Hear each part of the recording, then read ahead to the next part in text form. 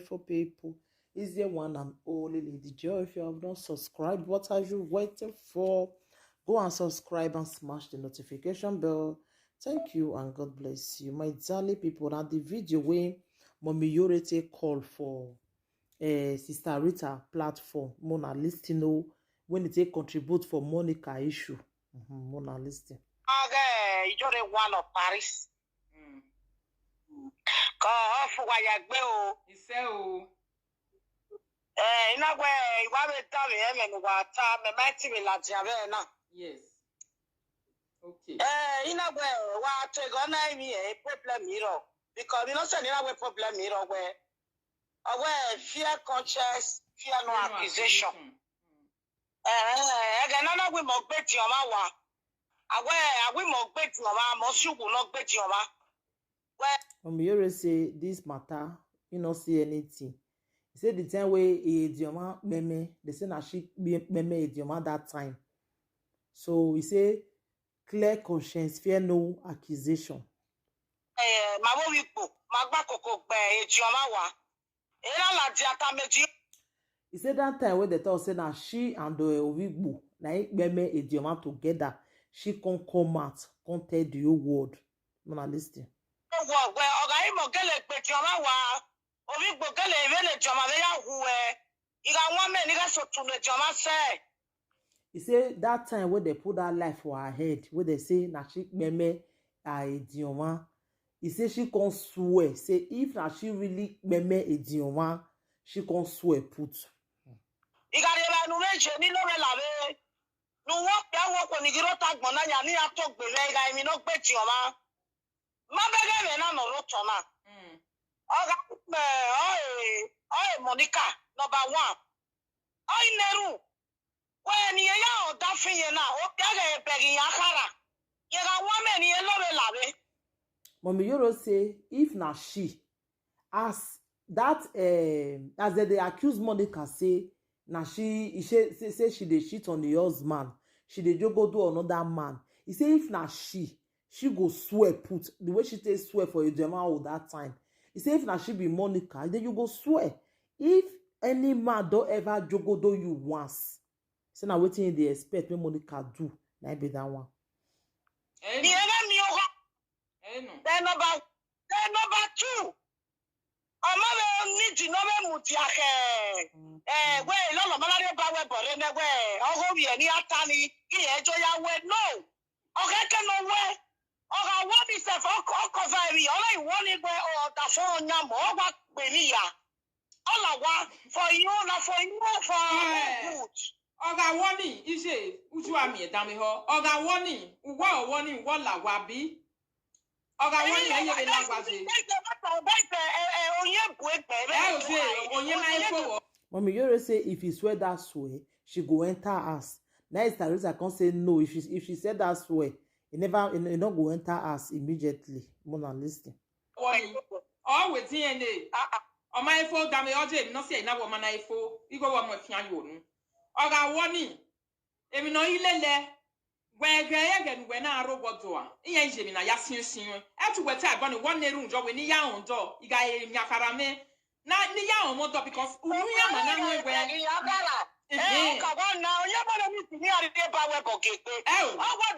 Mommy Yoro said they don't need to carry native daughters juju paper can they give each other. Make she swear with her own mouth. If she don't ever jogodo another man before, make she swear. For top of her where she for the do a live video for them.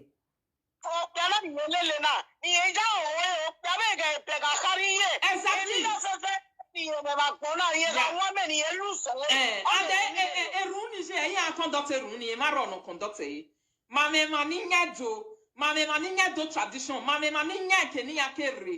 No heke no conducte be runi jiambo. Ni ya biseyo. Egere party mo fina je gba ta conducte run yobo.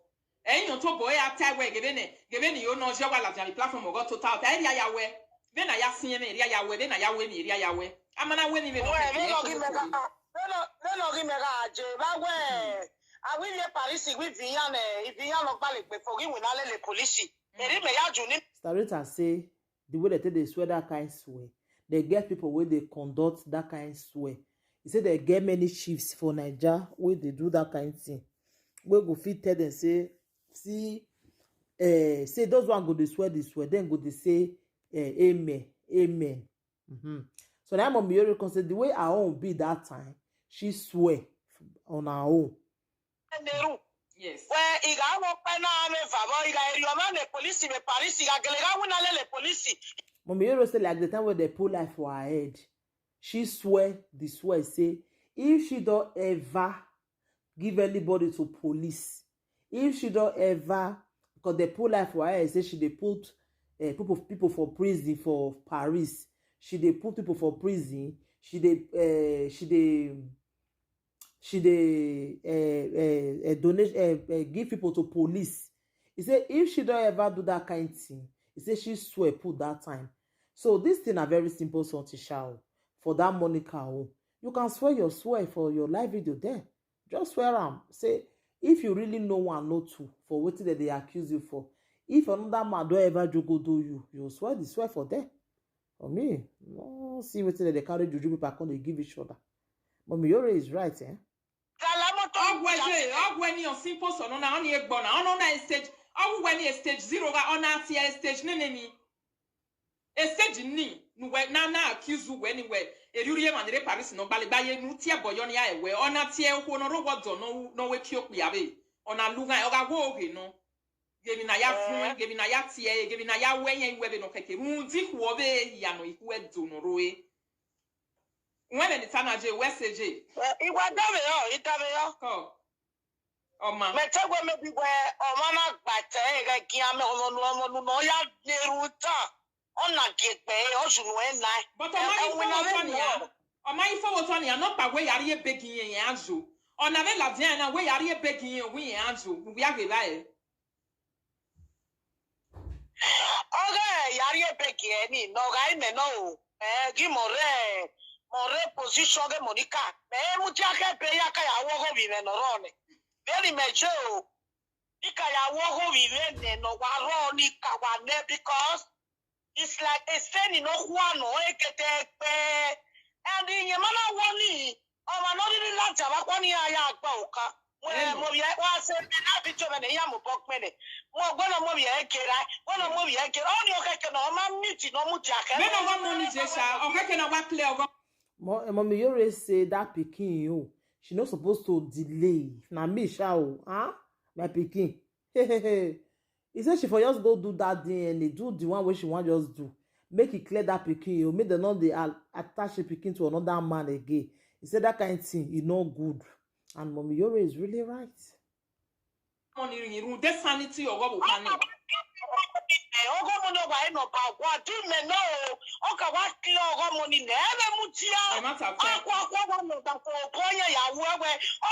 Yoro say if now she not go wait.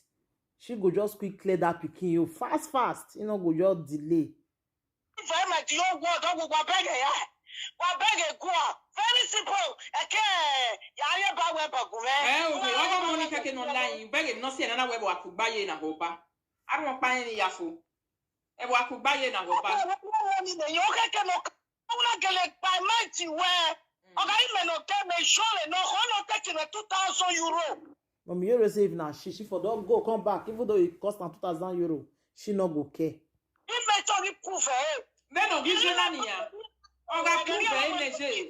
Oga prove na ye make boy pa e Facebook e ya mo so mi rundom money e rundin pa rundom money e rundin me because of tomorrow you okay get clean eh. Mommy Yoro say because of that pikin, because of tomorrow you quick clear that pikin you fast you don't go even waste time. Oh, if you buy for it, you can do your warning. No, long process in it now. Only time, but only almost the war. Almost the war, you know, we have done it. When you are still a barrier, I can walk on your only said, Manata, then I wear more cognac coffee. I can see your money. Now, see, then I was see this. I police are going to see it. Oh, yeah, any me worry because some money on making or you back up and I get time. In a tell Mamma, or any way, Mamma, can tell you, I can't wait. You are your bonnet, don't money. I wear very okay now. Again, I have Oh, you can't have seen me. I don't know which it is. ni ka wa gwe je gwe ya boy no gwe ya kam to no na ne ya ka boy no ka kam to na ne Mummy Yoro say she go just the one that say which kind mama be this one. Now that pikin that you supposed to fair rescue before anything that pikin, because tomorrow you don't know what that pikin go become. No, come go they bring all those pictures. I'm not say anything where they enter social media, you know they come out. That be the thing. oh Àwọn tẹ́lẹ̀ tẹ́lẹ̀ wẹ́wẹ́ ọmọ mẹ́rẹ̀ tó dàbẹ̀ ọmọ mẹ́rẹ̀ tó dàbẹ̀ ẹgbẹ́ mẹ́rẹ̀ ọmọ mi gbọ́ ẹgbẹ́ ọmọ mi sọnù wẹ́ kọ̀wé má mi chọ́ọ̀chì wẹ́ ó yẹ mi látàrí àwọn pìtìpìtìpìtìpìtì ọmọ ẹni ọmọ rí akínyá wọ́n rìn náà mí ni wọ́n tọ́ lẹ́tù wa wọ́n ọ̀nà yà kọ́ ọmọ nìyà lọ́nà yà kọ́ ni wọ́n mọ̀ sí pé wọ́n máa tètè rí ẹ̀yìn wọ́n sọnù ọ̀nà rẹ̀ wọ́n máa tètè tàmì tí ó wọ́n dùgbọ́ ẹgbẹ́ òkè wá jọ rẹ̀ wọ́n pìtìpìtìpìtìpìtì kíá.